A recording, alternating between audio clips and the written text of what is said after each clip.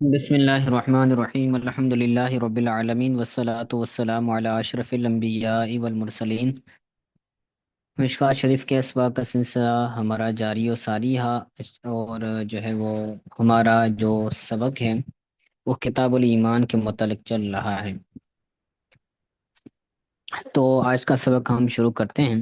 فرماتے ہیں ان طلحہ بن عبید اللہ جاء رجل الى رسول اللہ صلی اللہ علیہ وسلم من اہل نجد من اہل نجد سائر الرأس۔ یہ سائر الرأس اس پر رفع اس لیے پڑھ رہے ہیں کیونکہ یہ رجل کی صفت ہے۔ ترجمہ کر لیتے ہیں۔ فرماتے ہیں حضرت طلحہ بن عبید اللہ سے روایت ہے، وہ فرماتے ہیں کہ حضور صلی اللہ علیہ وسلم کی بارگاہ میں ایک شخص حضور کے بارگاہ میں حاضر ہوا، من اہل نجد، نجد والوں سے۔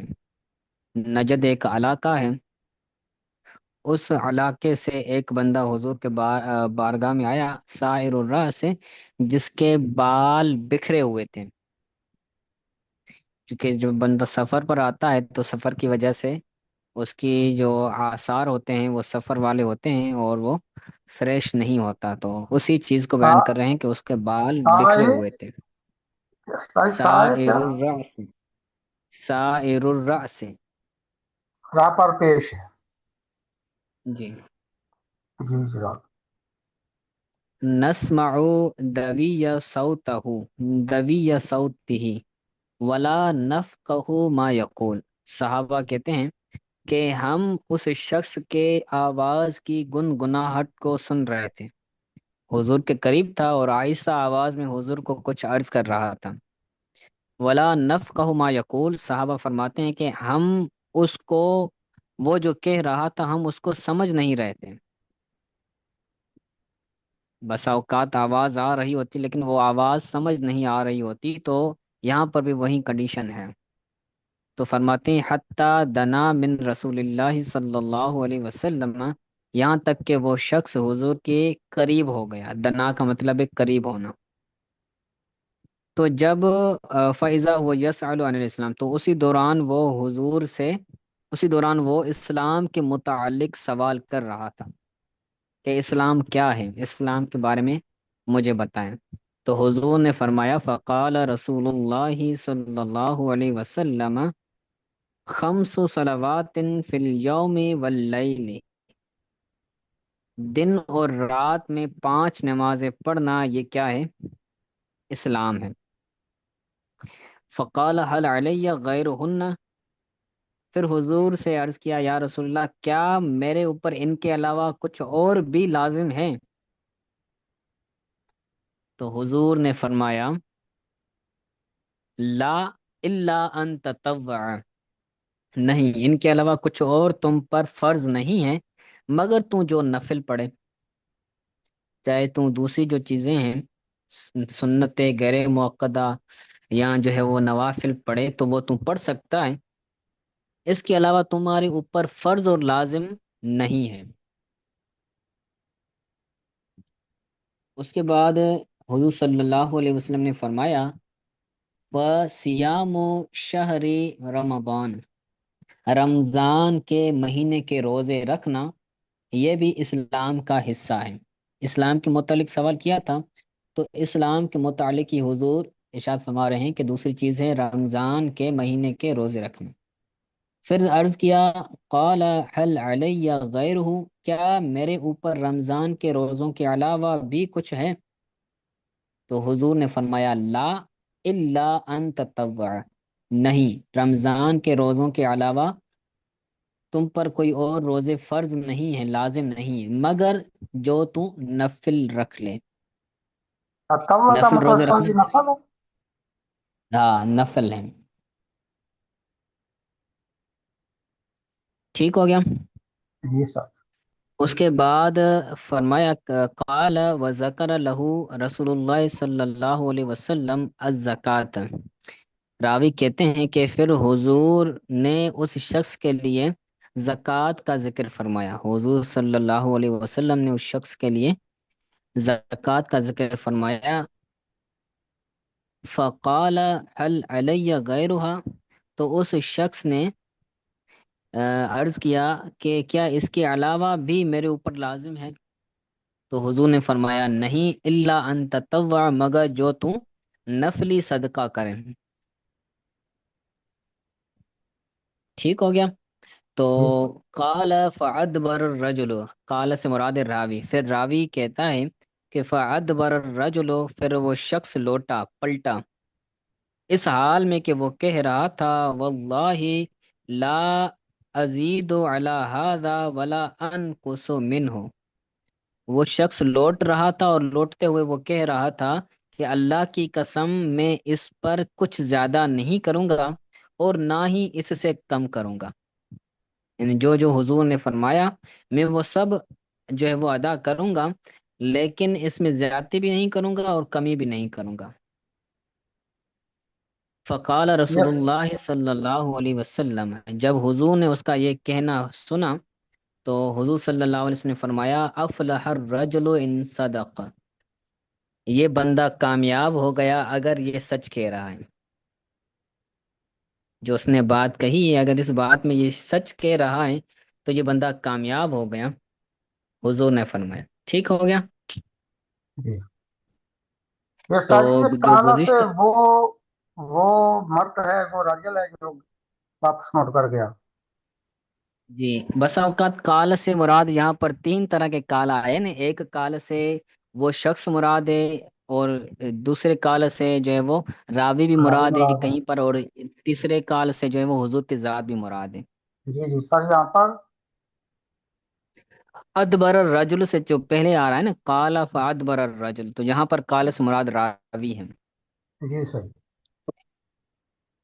جی جزاک اللہ۔ اس کے بعد دوسری حدیث پاک ہے، تو یہ حدیث پاک اس کے اندر اسلام کے جو مین رکن ہیں وہ بیان کیے گئے ہیں کہ اسلام کا بنیاد پانچ چیزوں پر ہے نا، اسلام کا پلر جو ہے وہ ان پانچ ستونوں پر جو ہے وہ قائم ہے، تو نماز قائم کرنا، زکوٰۃ دینا، حج کرنا، توحید برقرار رکھنا، اسی طرح جو ہے وہ نماز قائم کرنا، تو یہ اسلام کے اراکین ہے، تو وہیں اس حدیث پاک کے اندر بھی ذکر ہے، تو جو بندہ یہ ارکان ادا کرے گا، ان ارکان کو مانے گا، تو وہ بندہ مسلمان ہوگا، وہ اسلام اس کا جو ہے وہ قابل قبول ہوگا۔ جی اور حضور صلی اللہ علیہ وسلم نے اس حدیث پاک کے اندر نفل کی بھی جو ہے وہ ایک ترغیب دی ہے۔ فرض تو ہیں پانچ نمازیں، لیکن پانچوں نمازوں کے علاوہ دیگر اگر آپ نفل پڑھنا چاہیں، سنتیں پڑھنا چاہیں، تو ایسا نہیں ہے کہ وہ پڑھنا ہی نہیں ہے، اگر کوئی بندہ پڑھے گا تو اس کو جو ہے وہ ثواب نہیں ملے گا، جہاں اس کو گناہ ملے گا، تو ایسی بات نہیں ہے۔ ٹھیک ہو گیا؟ جی سر، اس کے بعد جو ہے وہ ایک یہ اور ساتھی حدیث پاک نیچے ہے۔ حاشیہ میں لکھا ہوا ہے کہ ذات شاید کہ اس وقت حج کا نہیں بتایا تو حج اس وقت فرض نہیں تھا؟ جی اصل میں ہاں، حج جو بعد میں فرض ہوا ہے نا، حج جی کے جی حوالے سے بھی یہ کہا جا سکتا ہے کہ اس وقت حج فرض نہیں تھا، تو اس لیے حضور نے اس کی ترغیب نہیں فرمائی، جی شروحات میں جناب۔ یہ موجود ہو جائے۔ اس کے بعد والی حدیث پاک ہے کہ ان ابن عباس رضی اللہ تعالی عنہما قال ان وفد عبد القیس لما اتوا النبی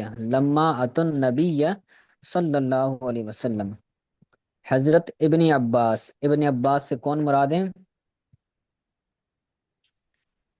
عبداللہ بن باز۔ حضرت عبداللہ ابن عباس، تو وہ فرماتے ہیں کہ ان وفد عبد القیس، عبد القیس کا وفد، عبد القیس ایک شخص مشہور یا قبیلہ ہوگا، تو اس قبیلے کا وفد، وفد کہتے ہیں گروپ کو، چند افراد تھے، تو چند افراد کا گروپ جب حضور صلی اللہ علیہ وسلم کی بارگاہ میں حاضر ہوا، لما اتن نبی، جب وہ حضور صلی اللہ علیہ وسلم کی بارگاہ میں حاضر ہوئے، تو قال رسول اللہ صلی اللہ علیہ وسلم من القوم، تو حضور صلی اللہ علیہ وسلم نے فرمایا کون قوم ہے، او من الوفد، وفد، یا کون سا وفد ہے، کیونکہ جب مہمان آتے ہیں تو جو میزبان ہوتے ہیں وہ پوچھتے ہیں کہ کون میمان آیا ہے، یعنی ان کی تشخیص کرنا مقصد ہوتی ہے۔ تو حضور صلی اللہ علیہ وسلم نے تشخیص کے حوالے سے پوچھا کہ کون سی قوم ہے یا کون سا وفد ہے، تو قالوا ربیع، تو حضور صلی اللہ علیہ وسلم کی بارگاہ میں صحابہ نے عرض کیا، یا رسول اللہ، قبیلہ ربیہ ہے، یعنی ربیہ قبیلے کے لوگ جو ہے وہ آئے ہیں۔ تو حضور صلی اللہ علیہ وسلم نے فرمایا، مرحبا بالقوم او بالوفد، یہ جو پیچھا ہے نا من القوم او من الوفد، تو یہ راوی کو شک ہو رہا ہے، جو روایت کرنے والا راوی ہوتا ہے نا تو اس کو شک ہوتا ہے کہ حضور نے یہ فرمایا ہے یا یہ فرمایا ہے، تو پھر جو نقل کرنے والا ہوتا ہے وہ دونوں الفاظ کو یہ بیان کر دیتا ہے۔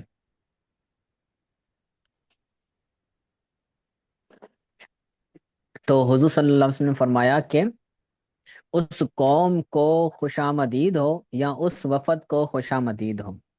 مرحبا جیسے ہمارے یہاں کوئی بندہ آتا ہے تو ہم خوش آمدید کہتے ہیں، یہاں دوسری زبانوں کے اندر جو ہے وہ ہم بھلی کار کہہ دیتے ہیں، یا اسی طرح عربی کے اندر اگر کوئی بندہ آتا ہے تو مرحبا مرحبا کہتے ہیں۔ تو حضور نے ان کو بھی کہا خوش آمدید قوم کو، غیر خزایا ولا ندامہ، نہ انہیں کوئی شرمندگی، نہ وہ رسوا ہوئے نہ شرمندہ۔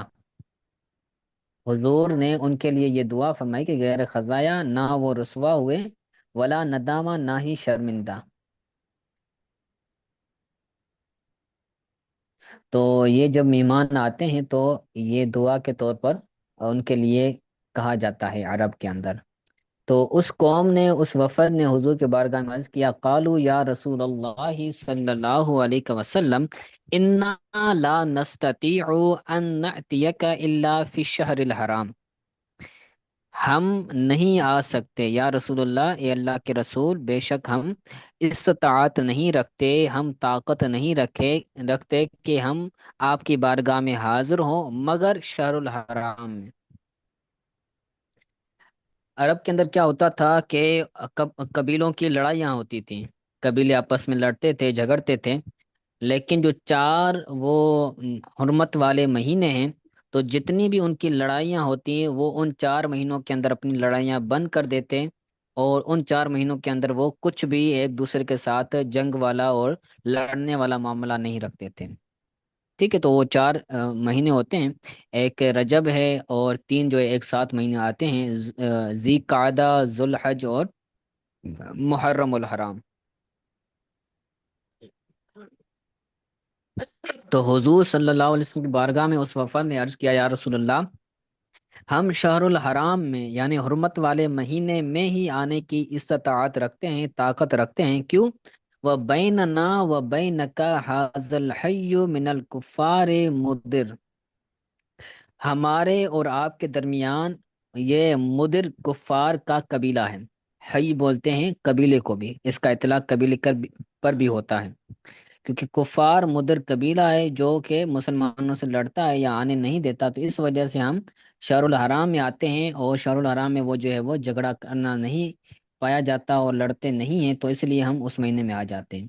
تو حضور کو عرض کیا، فَمُرْنَا بِأَمْرٍ فَصْلٍ نُخْبِرُ بِهِ مِنْ وَرَائِنَا وَنَدْخُلُ بِهِ وَنَدْخُلُ بِهِ الْجَنَّةَ، یا رسول اللہ، ہمیں ایسے فیصلہ کرنے والے معاملے کے بارے میں خبر دیں کہ جس کی ہم، مرنا ہمیں حکم دیں، ایسے معاملے کی جو فصل کا مطلب ہے فیصلہ کرنے والا، فیصلہ کرنے والے، فاصلہ کرنے والے امر کی ہمیں جو ہے وہ حکم دیں، جس کی ہم اپنے علاوہ کو خبر دیں، یعنی ہم آئے ہیں تو ہمارا پیچھے قبیلہ ہے، ہمارا خاندان ہے، ہمارے لوگ ہیں، ہم چند افراد آئے ہیں، تو آپ ہمیں ایسے معاملے کی، ایسے امر کی ہمیں خبر دیں تو ہم اس کی خبر جو ہے اپنے پچھلوں کو پہنچائیں، وَنَدْخُلُ بِهِ الْجَنَّةَ، اور ہم اس معاملے پر عمل کرتے ہوئے جنت میں داخل ہو جائیں۔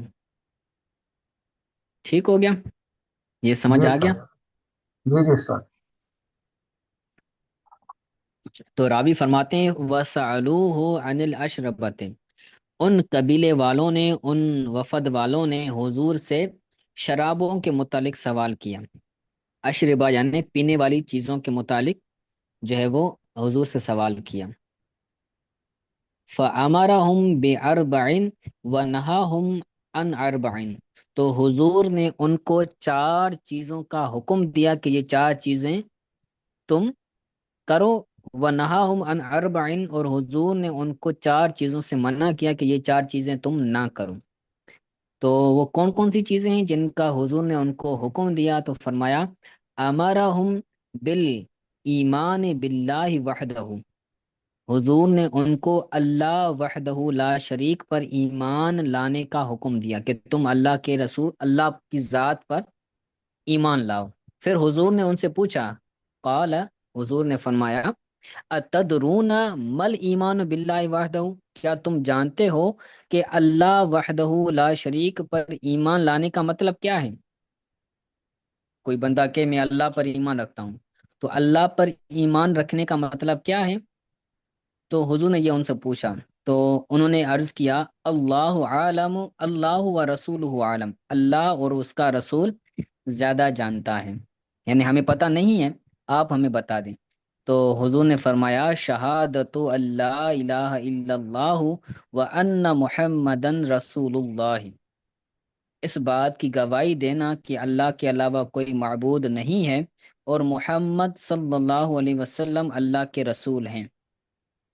ٹھیک ہے، تو و اقام الصلاۃ، اور نماز قائم کرنا، و ایتاء الزکوٰۃ، اور زکوٰۃ دینا، و صیام رمضان، اور رمضان کے روزے رکھنا،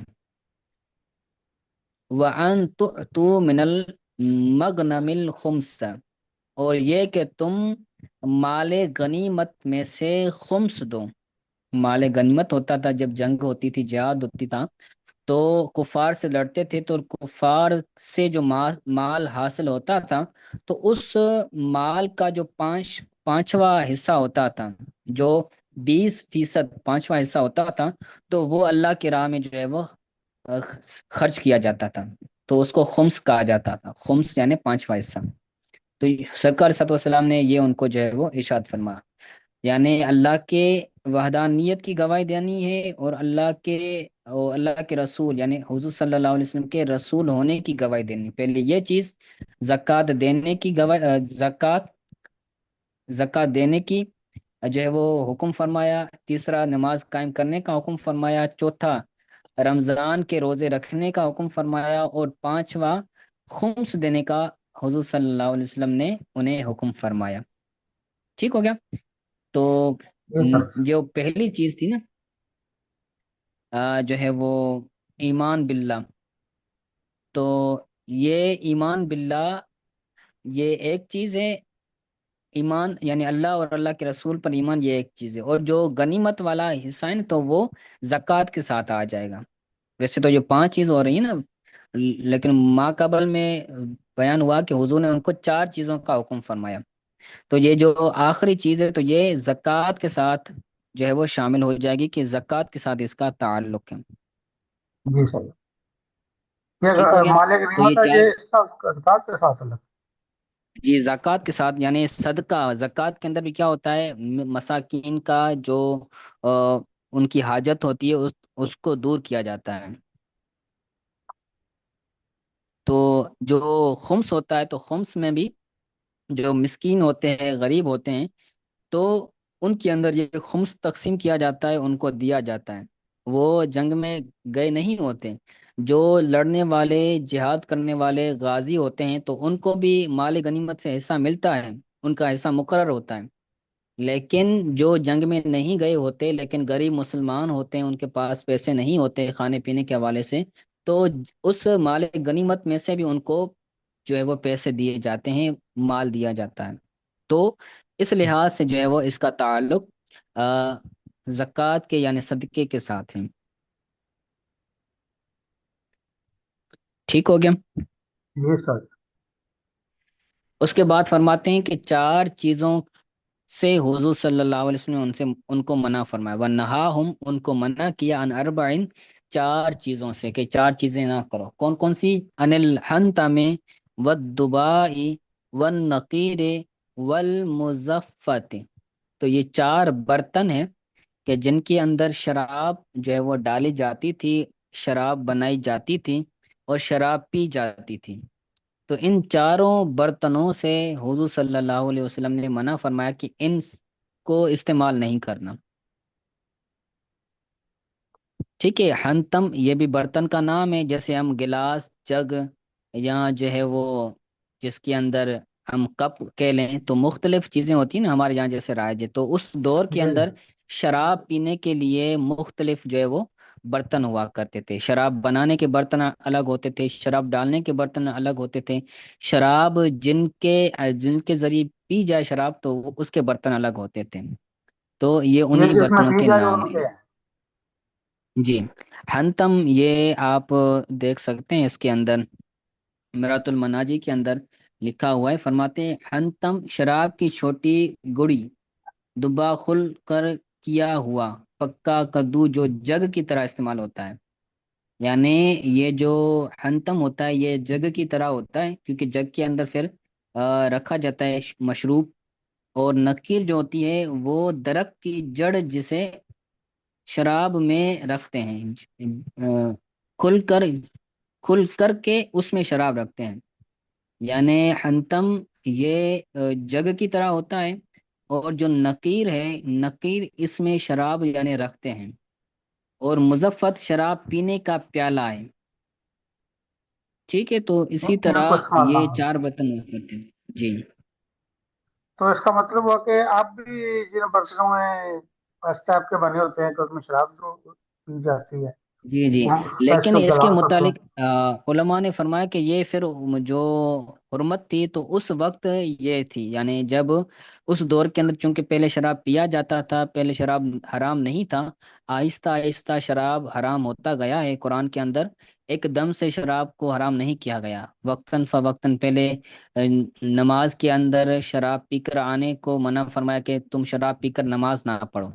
پھر فرمایا کہ برتن شراب کے استعمال نہ کرو. پھر جا کر آخر میں شراب کے متعلق مطلقاً حرمت آ گئی کہ تم پر شراب حرام ہے، تم شراب نہ پیو. جی صحیح ہو. کیونکہ ان کے اندر یہ ایسے ہی تھا جیسے ہم پانی پیتے ہیں، تو ویسے ہی ان کے یہاں شراب پی جاتی تھی. وہ کولر بھر کر جو بڑے بڑے برتن ہوتے ہیں تو وہ بھر کر رکھتے تھے اور کھانے کے اندر اپنی ملاقات کے اندر اس کا استعمال کرتے تھے. تو حضور نے ان چاروں کا جو ہے وہ منع اس لیے فرمایا کیونکہ اس وقت نئی نئی شراب حرام ہوئی تھی. تو اگر یہ برتن استعمال کرتے تو پھر ان کو برتن دیکھ کر یاد آتا شراب پینا، تو پھر وہ اسی کی طرف چلے جاتے. تو حضور صلی اللہ علیہ وسلم نے اس حکمت عملی کے تحت ان چیزوں سے ان کو منع فرمایا. جی ٹھیک ہو. ٹھیک ہو گیا. آگے فرماتے ہیں قال احفظوهن واخبروا بهن من ورائکم. حضور نے فرمایا ان کو یاد رکھو اور ان کی خبر دو جو تمہارے علاوہ ہے. میوں ورائک جو تمہارے علاوہ ہیں، تم ان کو ان کی خبر دو کہ یہ حضور نے ہمیں ارشاد فرمایا ہے، اور تم جو ہے وہ ان چیزوں سے بچو اور ان چیزوں کا حکم دیا ہے. متفقن علیہ، یہ حدیث متفقن علیہ. واللفظ بخاری، اور اس کے جو الفاظ ہیں آخر والے جو الفاظ ہیں نا، احفظوہن واخبروا بہن من ورائکم، تو یہ امام بخاری کے الفاظ ہیں. امام مسلم نے یہ الفاظ ذکر نہیں فرمائے. ٹھیک ہو گیا. جی سر. تو آج کے لیے اتنا سبق کافی ہے. آج کے سبق کے حوالے سے کوئی بات سمجھ نہیں آئی تو پوچھ لیں.